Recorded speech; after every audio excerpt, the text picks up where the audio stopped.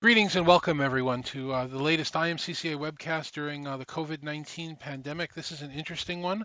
I met with this group of people. A couple of them couldn't make it for the return, but this group of people about 45 days ago, talking about what their experiences were as end user technology managers in their organization. And we wanted to reconvene about a month and a half later to talk about how things have been going, what we called right, what we called wrong, and what the experiences are. So let me go through the list and have each one of them introduce themselves and the companies that they work with, and then we'll get right on to answering the questions. And I do appreciate it if nobody makes any comments about how 1980s my hair is at this point, since we've all been locked down at home. So Nancy, why don't I start with you? Why don't you introduce yourself? Sure. Good afternoon. Hey, Dave. My name is Nancy Trefny. I'm a project manager at Morgan Stanley, working on projects all over the United States right now. Terrific. Thank you, Nancy. Michael, you're the next on my list. Hey there, Michael Duda. I'm a program manager over at Google, deploying AV and unified collaboration systems throughout the Americas. Thank you, Michael. Kimberly, can you say hi and tell everybody who you are, what you do? Yeah, sure, David. Happy to be back today. My name is Kimberly Day. I am Senior Director of IT Employee Enablement and Workplace Operations at Poly. Thank you, Kimberly. Jim, say hi to everyone. Hi, thanks, Dave. Jim Floyd. I work for Verizon. I'm a senior manager responsible for all mobile devices, both employee-based and business line-based. And I do have to make the comment, since Jim, you work for Verizon and we're using the Blue Jeans platform today, which Verizon is now the proud owner of as we record this. So thank you for Yes, letting you're us use welcome. your space. You're Uh, welcome. Gary, do you want to introduce yourself, please? Hi, everybody. Hi, David. Thanks for having me. My name is Gary Lasasso. I'm the Director of Collaboration Experiences and Technologies at Amicus Therapeutics. We're a biotech company that researches treatments for rare and very orphan diseases, and I appreciate being here today. Thank you very much, Gary. And finally, Evan, introduce yourself and tell everybody what you do.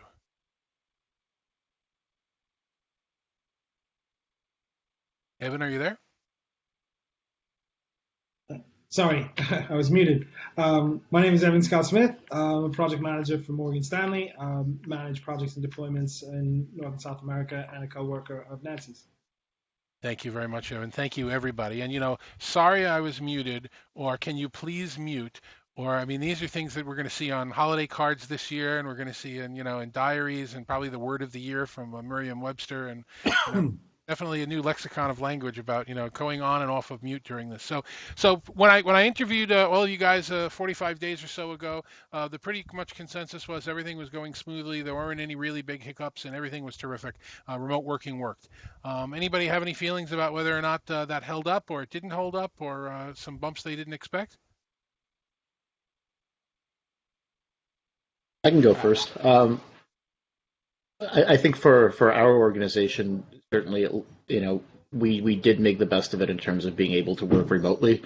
And I think for the most part, we've been fairly successful at it. I think one of the biggest sort of wins here is that with the additional workload in terms of juggling being a carer and a parent and having to do all of that from home. And so it's really allowed people to work during hours that are suitable for them, and kind of allowed the juggling much more so than it would be in a traditional 9 to 5 office environment, right? So I think just the flexibility there has helped a ton, I think it's really been a big win for us. Okay, great. Jim? Yeah, so at Verizon, a lot of the technology folks had already established a work from home environment. It was a lot of the other business line folks and our stores and our support folks who worked in support centers that had to make the transition. And it's been pretty well, actually, so much so that just yesterday they announced their return back to the offices in their phases. And what I was really surprised to see was that all support people are going to remain at home permanently, proving that these call centers in these big buildings and in other areas just aren't needed anymore. Yeah, definitely seeing a lot of that going on. Gary, you had some comments? Yeah, so I think that, to respond to your initial question, yeah, I think we did, for the most part, we did get it right. We are able to work from home. We're able to work remotely. Sure, we're probably working more hours than not. But I think we got it right for the most part. I think what we learned is because we were sort of out so quickly. One day it's like, hey, we're going to do a dry run tomorrow, to, hey, we're out indefinitely. A lot of people left their offices without some needed stuff, whether it be equipment or personal stuff. So we actually just this week sent some people in to pack up people's offices and things that they asked for and requested. And later this week, there's going to be a curbside pickup at our office for people to get boxes of whatever it is that they wanted, whether it be a second monitor, external speaker, headsets, or a chair. We understand there's one of the things we didn't think about was sort of the ergonomics about working from home that's come up. We're addressing those kind of things as well.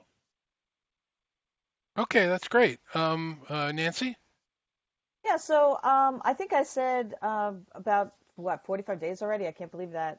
That Morgan Stanley, actually, we did it pretty seamlessly, considering most of the people were not used to working from home, maybe once a day, once a week, once, every 2 weeks or whatever.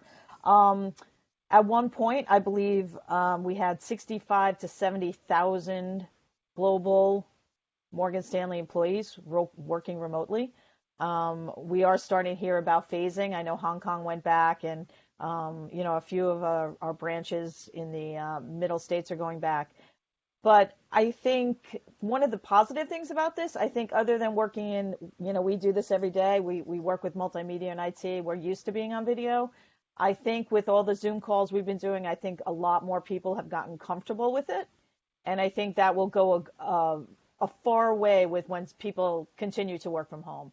And, I would love the fact to go curbside and pick up all the stuff I left at my desk, since I thought I was leaving for 2 weeks.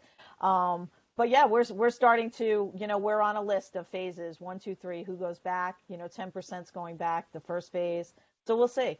But working from home, I think, is definitely going to become a more common entity at Morgan Stanley for all facets, operations, across the board. Yeah, I definitely want to talk about what the return to work is going to be like, but let's hold off on that just for a couple of minutes. Kimberly, you wanted to have a chat a little bit about what our experience has been at Poly, right? With this, the same kind of idea of trying to get the stuff we left behind. Yeah, absolutely. And it's exactly what Gary said. People left, they didn't know what they needed. We didn't know how long this was going to go. I think there was an initial thought process that, hey, this is going to be a couple weeks, a month, whatever it is, I can live without my monitors until then, or my fancy desk chair. But now that this looks like it's going to go on a lot longer for people, it already has, and a lot of people want to continue to be at home now. Now there's an increase in, okay, I can't do this anymore without my 2 monitors, or my fancy keyboard, my fancy chair. What can we do? So we've been trying to support those folks as the best that we can, as well as getting HR involved and kind of, okay, what's a go forward policy here? How do we make this, broader to address more of our employees globally? Okay, so I mean, I'm hearing from everybody again that there were no really tremendous hiccups. And what you guys reported the last time was that, again, instead of a phased proof of concept, change control, typical situation of getting these things rolled out, you just essentially threw everybody into the pool and said go, and it kind of sort of worked. And our thinking on the last call was that we were just going to continue doing things that way, because beyond just a basic test, we didn't need to slow these processes down anymore. Do you all still agree that that's going to be higher on your list of ways of rolling out technology going forward? I do. I already see that at Morgan Stanley. The things that used to take years to go through SecArt and to go through, approvals, et cetera, are now taking, days or weeks. So I think going forward, it's going to be a more, okay, this worked when we were down for the pandemic. Let's just get it through, and it works. So we have a couple big rollouts coming out very soon. I haven't seen a reflection of this behavior yet to be implemented. Everything is going through its standard routine to get implemented, and no one's used, I hate to say it's really the excuse of the pandemic to shove things down people's throats yet. It may creep up if someone needs to leverage that, but I haven't seen it yet at Verizon really take place or shape. All right, let me ask a question about people's experiences, not just necessarily of yours, although yours are perfectly valid as well, but of the coworkers that you've been talking with and connecting with, and your friends and family you've been connecting with. How is sharing at home going? Sharing the broadband, making sure that your calls don't conflict with other family members' calls, sharing the spaces. Not everybody has a big house. Sometimes, someone's in the kitchen, someone's in the den, someone's in the attic. I've been seeing a lot of that. I've been hearing more problems around managing that sharing than I have around managing the remote technology. Kimberly, have you been hearing any stories like that? Well, I've been definitely hearing stories like that and experiencing it, being the person on the other end, trying to have meetings with coworkers, or even for myself. We'll see how choppy this comes out when this is all done. I've got my husband on a video call in our kitchen, which has been an issue because he works in our kitchen, and so when I need breakfast or lunch or even just to get more coffee, I can't get what I need because, he's working in our kitchen and I can't go in there. So he'll give me the hand if I try to walk in. But, it's sort of fun. It makes the day interesting. Yeah, I know that I've had, and Kimberly, you can probably relate, all of you guys can probably relate to this as well. I've been busier now, and we all have been, as I can attest to, for trying to schedule this call. We have all in the technology and the collaboration space been busier than ever. Forget this being bored from home stuff. We're not bored. We're slammed between the stuff I do for the company I work for, the stuff I do for the nonprofit. My friends simply calling me and asking me, hey, how do you do this video thing? And then the piece I was going to say, I don't know about you guys, but I'm certainly IT support for the house. I've had to change routers and rerun wires and help people understand, that's just how that platform works. Anybody else dealing with these crises?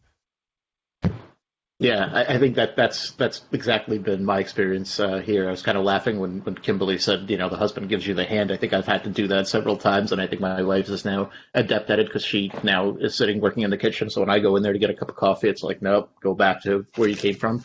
I think one of the things that helped myself, and I've seen a number of people in my organization sort of do this, is to try to set up multiple spaces within the house where you could theoretically get away to do your work call. So I actually have a field office in the basement. I have another field office in another portion of the basement in case the first one doesn't work out for whatever reason, if there's noise, or if my daughter has dance class and there's stomping happening. Um, then I have the office that I'm in now, and then when all else fails, I kind of can go out into the backyard, right, and do it from there. But it's yeah, you're improvising as you go along, and I think you do act as a little bit of an IT support desk at times for anybody who might have problems of why isn't my microphone working and why is my browser not working properly with Zoom and all of that stuff. So yeah, it's fun, it's challenging, and I'm thankful to have the multiple spaces to be able to kind of run from one room to another to do this. Jamie, your experience? So I have the opposite experience because I had the fortunate uh, precedent to have set up separate offices in my house for me and my wife. But I'm just looking for, and I haven't seen them. I keep looking for them on LinkedIn and other articles for the wise person who starts setting up these home consulting businesses to help you select the furniture, to help you stage your background, help you with your IT problems, either remotely or at home. Because my wife just found out yesterday she's not going back to the office till maybe 2021, right? So there's going to be a lot of people who are in this for the long run. That's 6 more months, 7 months actually. So people are going to they're making do because they're elbowing each other out at the kitchen table and setting up those base station in the garage. But that's if they're going to be doing this on a semi-permanent basis, which they probably are. That whole industry is going to spring up, I think, to help support these people. Yeah, I think there's a lot of technology support companies, certainly with the work from home. How we're going to support this environment, and a lot of technologies are going to change going forward with that. Evan, you had something you wanted to add? No, I was just going to say, you were talking about, playing home IT. I mean, I even shot you an email over the past, interim. What was your setup in terms of, did you have gigabit service? What was your router? Things like that. I mean, I've experimented with creating bad networks and trying to, improve them. I realized that, one of my old routers was a old 2.4 gig router and didn't have enough available channels to host all the devices I had in my home with all of my, Nest thermostats and Hue lighting and things like that. So I needed to upgrade the router, experimented with some mesh systems and how that kind of played well or didn't play well with my cable TV service. So yeah, I mean, like a lot of things, you kind of learn on the fly to kind of troubleshoot. Have gotten, the low bandwidth on Zoom and tried to mitigate against those things. I have a girlfriend who works in pharmaceuticals who's utilizing Zoom and Teams heavily in video. So imagine, optimizing the network and not fighting over bandwidth is a consideration. One of my coworkers said to me, you're in a different place today. I said, no, I'm just actually at another seat at the same kitchen table, just to change the view up so that the background looks different, so people don't think I've been parked here for 2 months.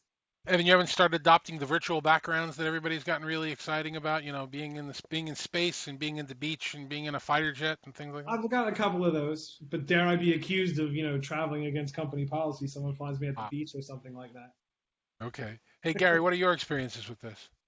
Yeah, so interestingly, on the virtual background, since we're primarily a Blue Jeans house, everybody at my company keeps emailing me asking, when will Blue Jeans be releasing the virtual backgrounds that Zoom has, and Teams have started to roll out. So hopefully they'll get up to speed on that, and everybody will have the virtual backgrounds. But for me, I'm lucky. My daughter Ava is our tech support here in the house. So when I need help, I go to her, which is wonderful. And I have dedicated spaces, which is great. And I had a chance last week to interview a handful of our employees just to get a feel for what their experiences have been. And, we're trying to come up with a work from home kit that we could provide to people. And, we found that from those interviews, and, I didn't interview different personas. The people who have the dedicated space are having a little bit better experiences than the people who don't have the dedicated space. People sometimes think that, oh, well, I have great bandwidth, I have gig speed or whatever it may be, that I'm not going to have any problems. And, as we all know, there's other issues that go into that too.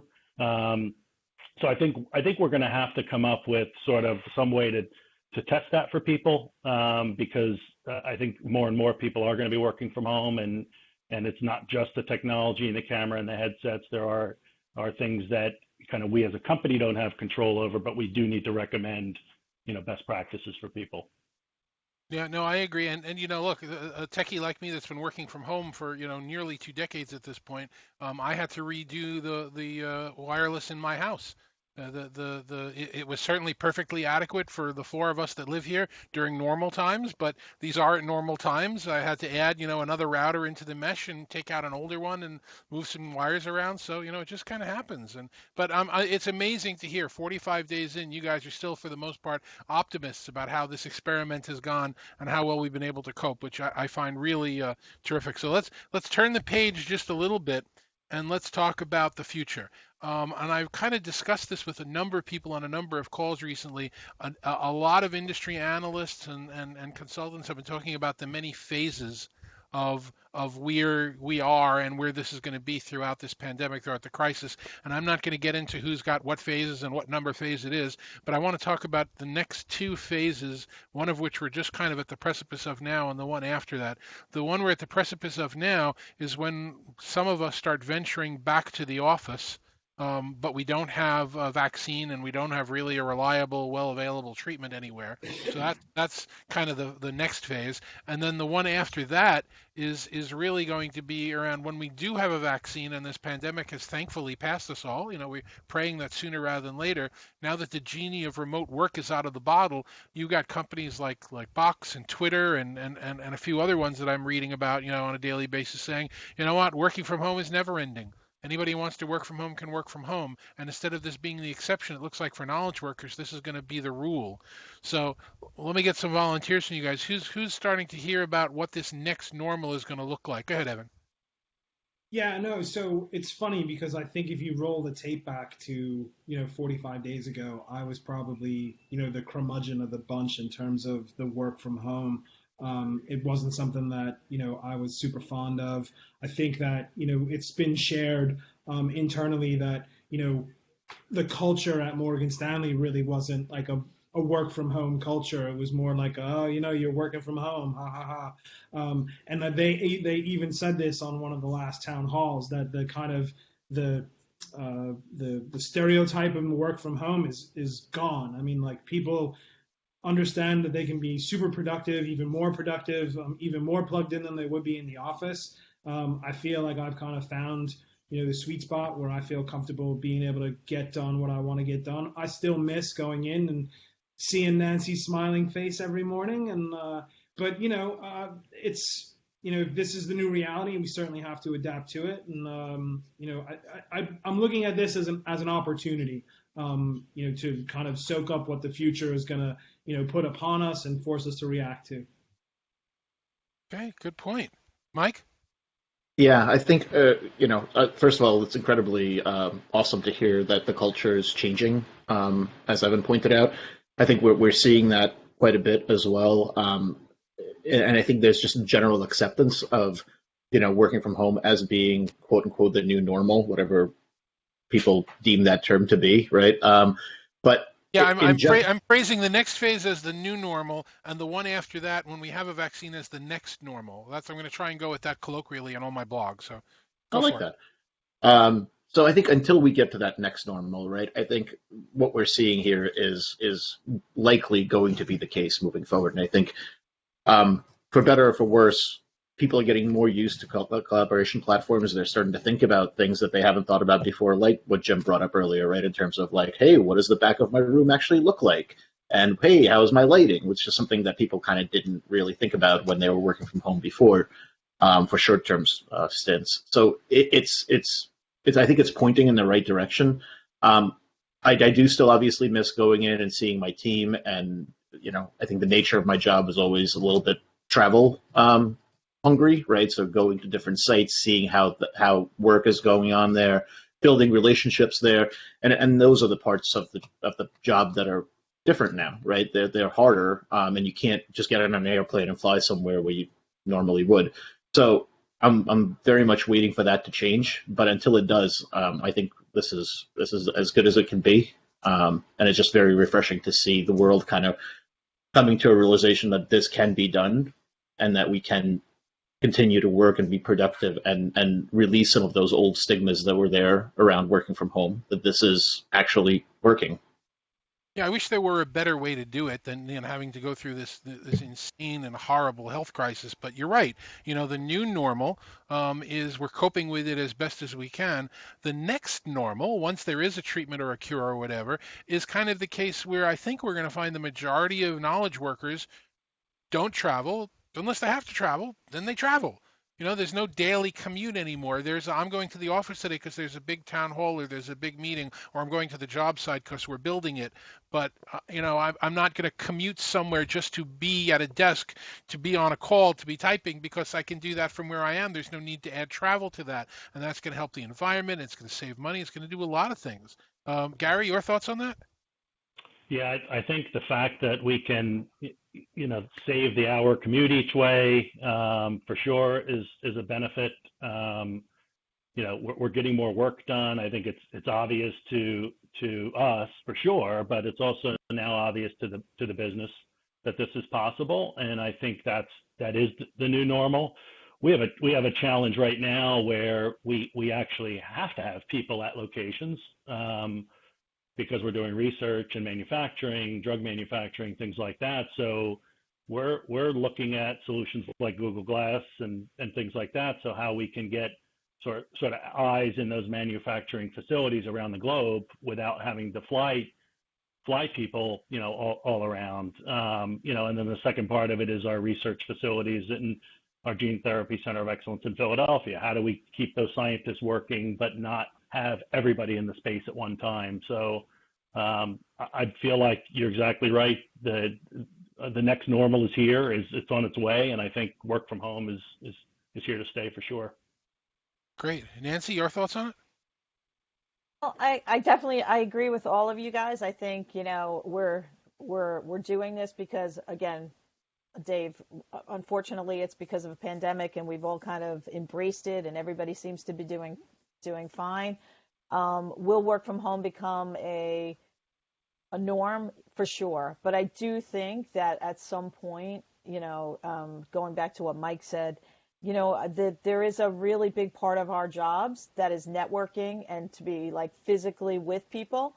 I mean, you guys know me. I'm a social person, so like these Zoom calls are great because I get to see that everyone's healthy and doing well. But at some point, I just think our business will suffer if it continues that everybody just works from home and we don't go back to our events. I mean, do we have to go to InfoComm when there's 40,000 people? Maybe not, but just our one-offs when you go for a drink with a colleague, etc. The working from home is definitely becoming more accepted, but whether or not that I would want that to be a total norm in phase 2 of this, I'm not sure I'm ready for that. And maybe I'm wrong, and maybe I'm in the minority. There are going to be people who don't feel comfortable going back under any circumstances, if there's a vaccine, if there's anything. So, people will have to deal with that. But hopefully, I think there's got to be a nice medium between what we're doing now and, everybody just going back to work full time into the office. I think I would like to see there be sort of a middle ground.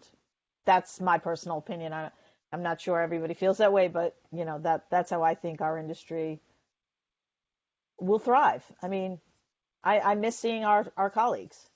No, you're right. It's not for everybody, and it's not going to be everybody. But I think the balance of it's going to flip a little bit, and we'll have to see what the comfort factor is that works itself out. And For Jim, you had a sure. thought on this?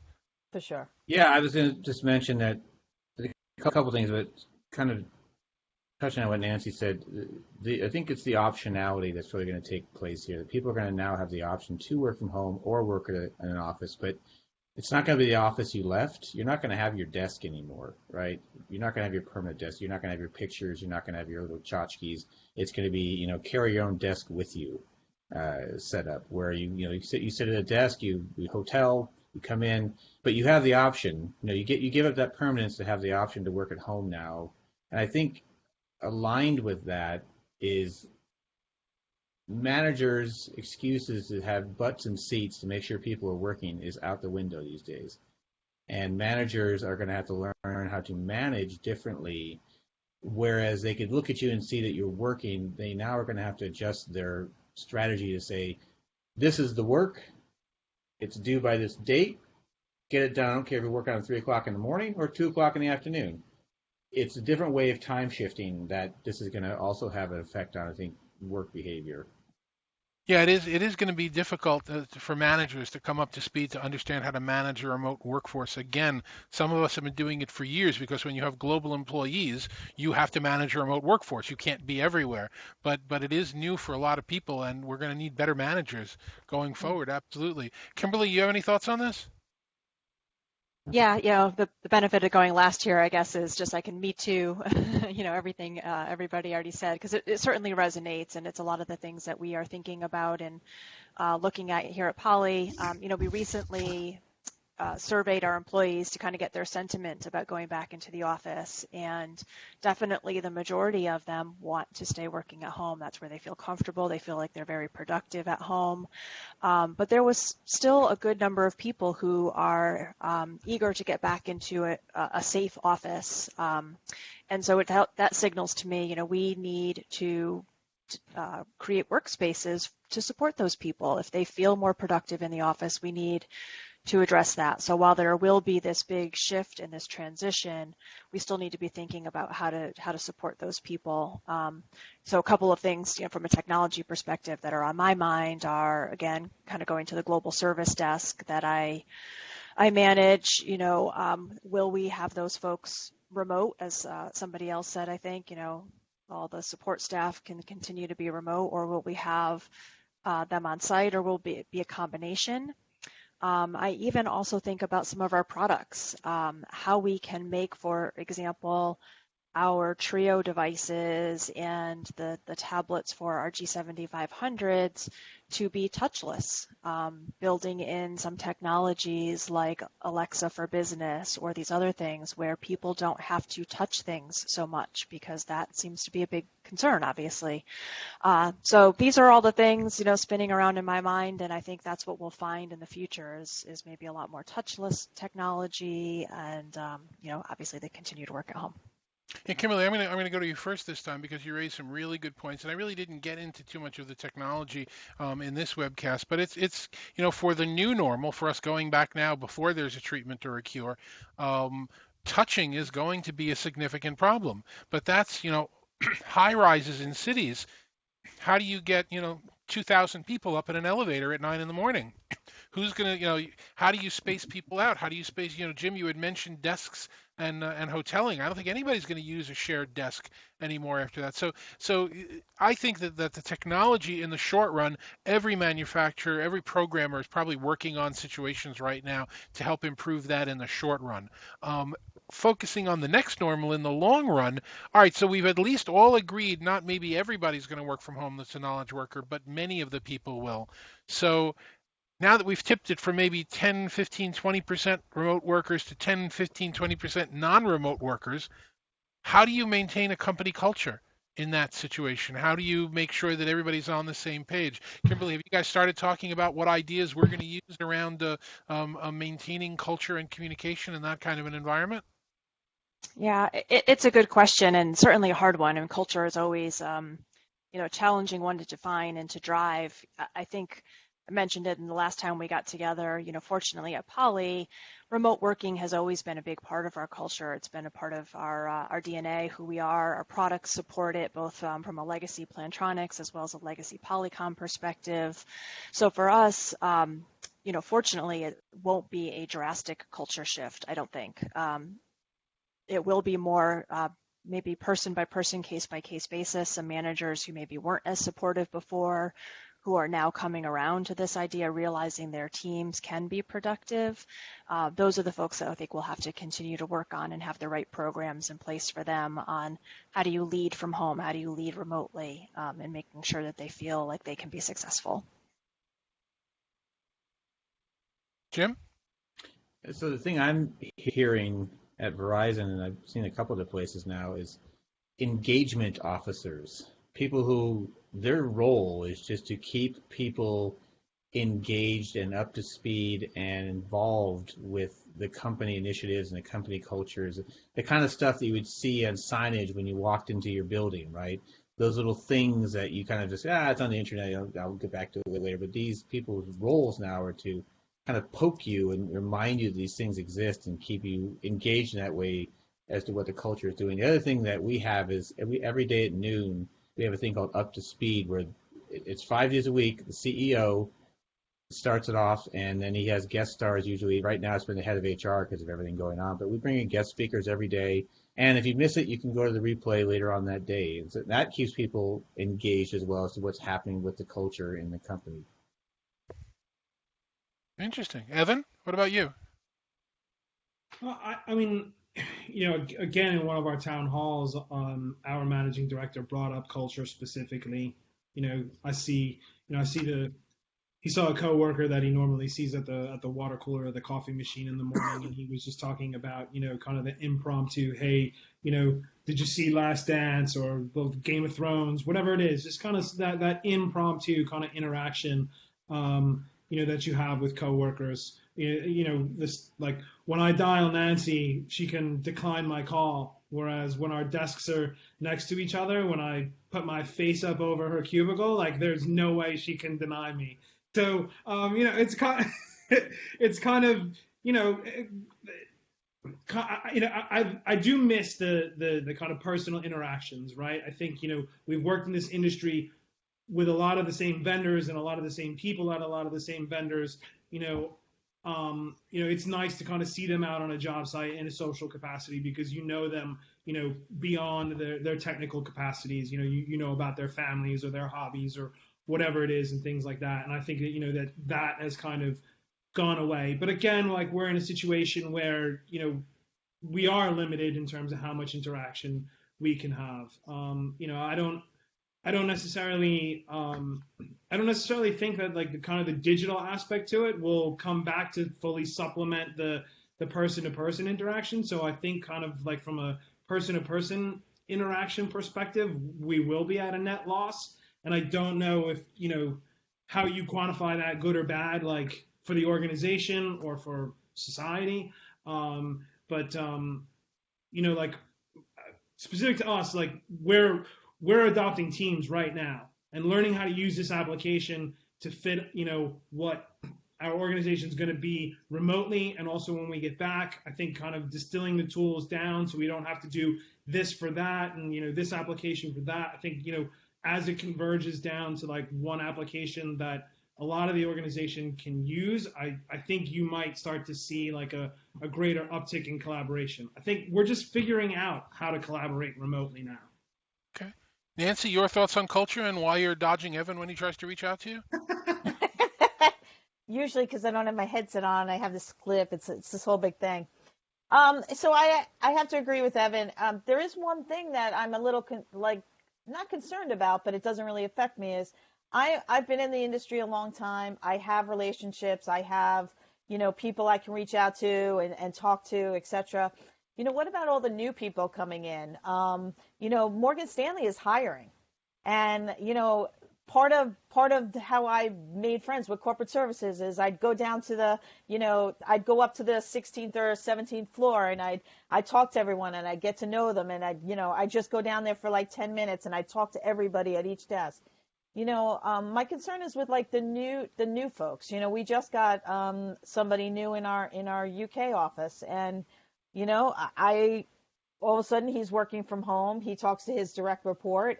He gets on our global call once a week, like says hi. I just feel like they'll miss out on the culture, and it's not necessarily just the Morgan Stanley culture, like any workplace culture like that, right? Where do you get to know someone? Where do you find out about someone's dog and cat at the water cooler, right? So I think that people need to think about how we address that. I really like Jim's idea of like 12 o'clock, everybody can jump on and kind of feel like they're in the office, right? We don't necessarily get that. Again, we get together globally as a team every Tuesday morning with all the different regions, and it's great. I love to see them, but it's not the same. And I can't say, hey, how's your dog? Only because, I might not know he has a dog. So I hope that with this becoming a new norm, that there is something that task force or whatever try to figure out a way to make people more engaged and make people feel part of. There's days that go by that sometimes I only talk to Evan. I don't talk to the rest of my team, and I feel like hey, I'm out on a shelf here. I'm not, but to someone new and to someone who doesn't really understand everybody's relationships and characters, it might feel like that. So I worry about that. I think you have a fantastic point there, because I think a giant portion of what we call culture is not necessarily just the stuff that we do in the office, right? It's part of what makes us us. And so if I know you, Nancy, I want to ask about how Morgan is doing, how your dogs are. How about those Mets? Or how about those Mets? Yay. And I think that's hard when you have either new people coming in, right? Or even if you have already a team, but you just don't get a chance to see each other physically, you have to kind of come up with other methods by which you engage with them. So we've started doing things like happy hours, right? Virtual happy hours once a week. We did something, a lot of the people on my team have kids, so we did something where you bring your kids to work day and everybody has like a little show they put on. So you kind of get the human side of the experience, aside from just, checking off a bunch of tasks, which is what the day typically consists of work-wise, right? So just having a little bit more of a human interaction, just reminding, everybody that, yes, you can be in the office next to one another, but that you're still working with actual human beings who also have lives and, people and children and dogs and sports fans and all that, right? Like you want to make sure that you kind of let those portions of a human personality come through. And it's been a saving grace, really, because I think otherwise you kind of start losing grasp with that human side of interactivity. So that's just what helped us in the last whatever 45 days. And I'm hoping that it doesn't have to go on for much longer, but at least something in these challenging times. Sure. You got to Yeah, schedule things. Oh, I'm sorry, Gary. Go ahead. no, I was just going to say, I mean, I agree with with everybody talking about this. I mean, there's no real roadmap for this. So we do need to kind of understand what things work and share those ideas.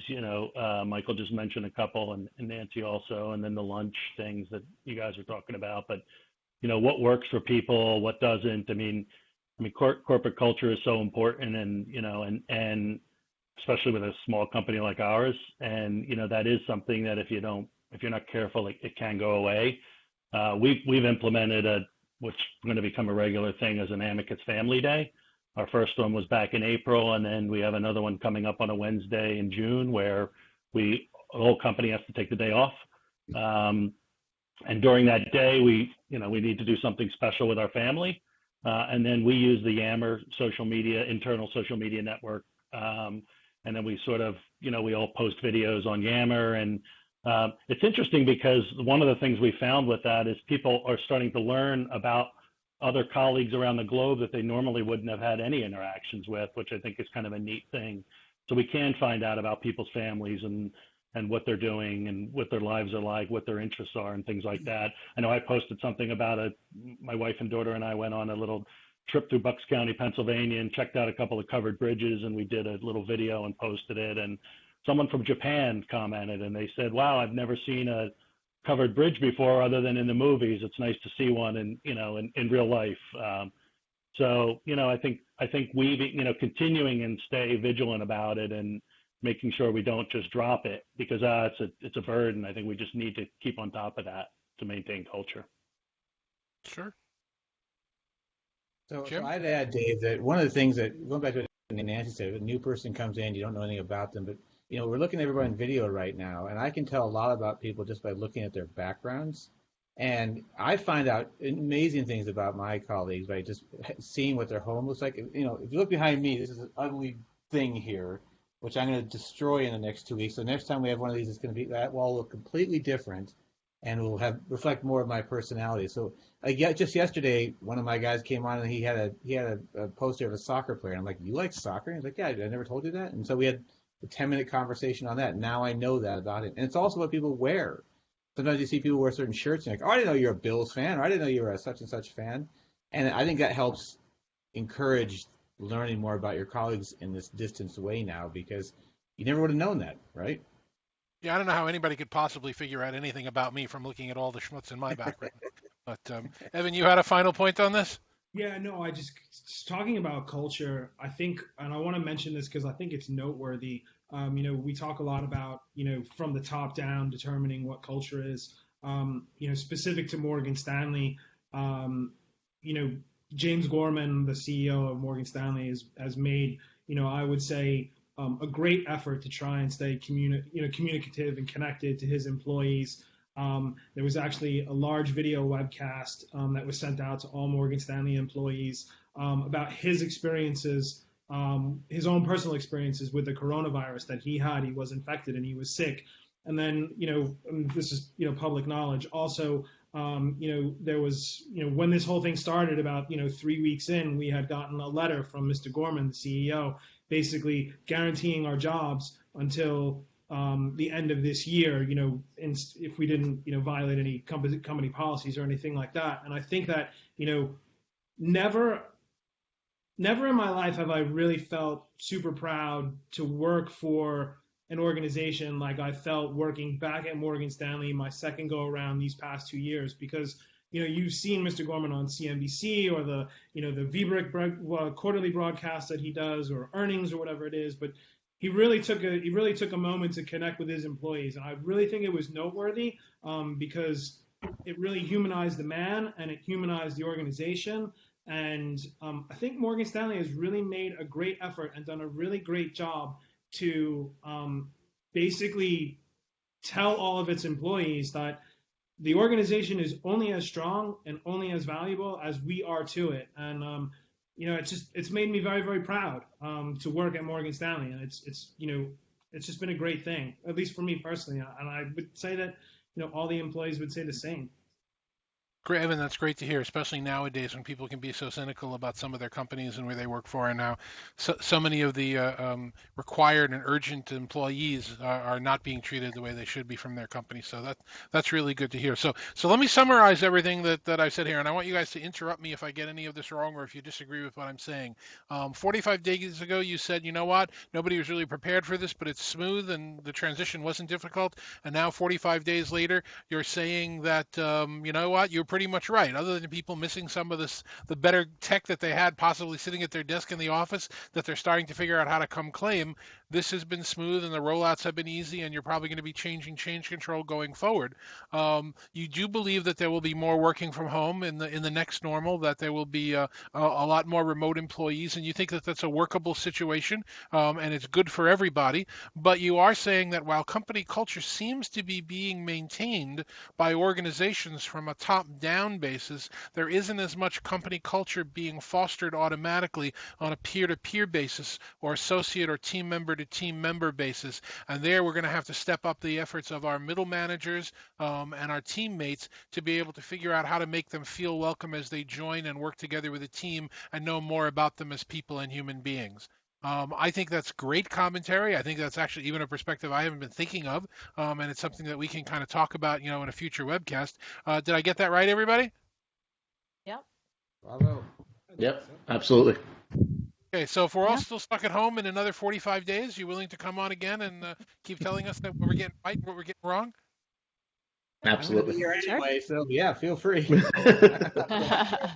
Nothing better to do, right? And you guys are always welcome. During this pandemic, the IMCCA runs a drop-in social event, lunchtime New York City time, and dinner time GMT, and I guess breakfast on the west coast of the U.S. A Zoom call. Just go to the imcca.org website. Please feel free to join us. It's been a very helpful thing. No agenda, not industry talk. Just people knowing that there are other people in the world that they can communicate and connect with. And if you're not doing that with your group, I know at Poly I am, but if you're not doing that with your group, suggest it. Initiate it. Initiate like 15-minute times during the day, twice a week, where you can all kind of get together with no topic, not allowed to talk about work, and just ask how people are doing and have they found toilet paper and how are their pets and, what are they planning on their time off? Are they going to like visit the attic or the basement or something like that? So thank you all very much for joining me this time. I really appreciate your input. We all know who you are, so I'm not going to make you go around one more time. For the IMCCA, for Polly, for everybody on my webcast today, thank you for joining us, and we'll see you on the next one.